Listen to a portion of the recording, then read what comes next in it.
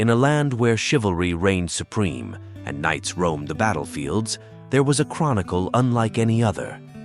Penned by Jean Froissart, a meticulous historian of the 14th century, the Chronicles of Froissart documented the 100 Years' War, the rise and fall of kings, and the valor of knights.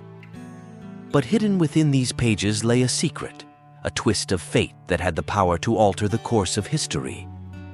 Froissart, a young and ambitious poet, found himself in the service of Queen Philippa of Hainaut, the wife of King Edward III of England. His task was to travel across Europe, gathering tales of battles, courtly love, and political intrigue. His chronicles were widely praised for their detail and vivid storytelling, but Froissart harbored a secret.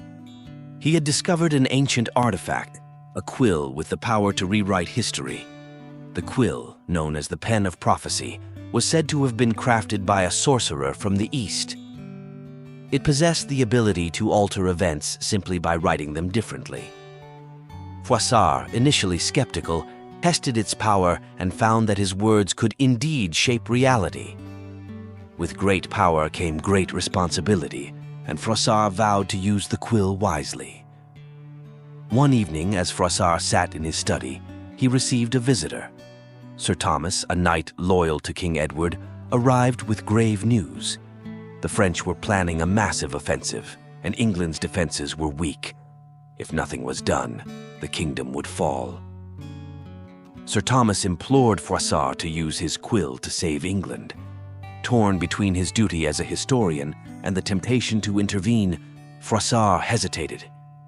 But as he pondered the knight's plea, an idea began to form. What if he could save England without altering the course of history too drastically? He decided to write a new entry in his chronicle, one that detailed a cunning strategy devised by Sir Thomas. As Froissart's quill danced across the parchment, he described how Sir Thomas led a daring raid on the French camp, causing chaos and confusion. The French, believing they were under attack by a much larger force, retreated in disarray. England's forces, now aware of the impending assault, fortified their positions and prepared for battle. When the French finally attacked, they were met with fierce resistance and were ultimately defeated. The next morning, news of the French retreat spread across the land. Froissart's fabricated tale had become reality. Sir Thomas, hailed as a hero, was knighted by the king, and England was saved. Froissart continued his work, but he could not shake the feeling that he had tampered with forces beyond his control. Years passed, and Froissart grew old. He had used the Pen of Prophecy sparingly, always mindful of its power. But as he lay on his deathbed, he was visited by a mysterious figure, a hooded woman with eyes that seemed to see into his soul. "You have used the quill wisely, Jean Froissart," she said. "But you must understand that every action has consequences. The fabric of history is delicate, and even the smallest change can ripple through time." Froissart, weak and weary, nodded. "I have tried to be careful, but I fear I have altered more than I intended." The woman smiled. "You have done well, but your story is not yet complete." She handed him a parchment, blank except for a single line. "The pen returns to its true master."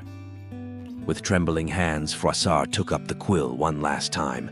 He wrote the words, and as he did, the quill vanished, its power returning to the mysterious woman. "Rest now, Jean Froissart," she said. "Your chronicles will be remembered, but the true tale will remain hidden." As Froissart closed his eyes for the final time, he knew that his legacy was secure. The chronicles he had written would endure, a testament to the valor and chivalry of his age. And the secret of the Pen of Prophecy would be safe, its power destined to remain a legend.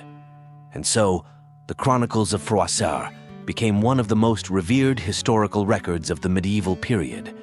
But only Froissart and the mysterious woman knew the truth. The story of a historian who wielded the power to change history, yet chose to preserve it.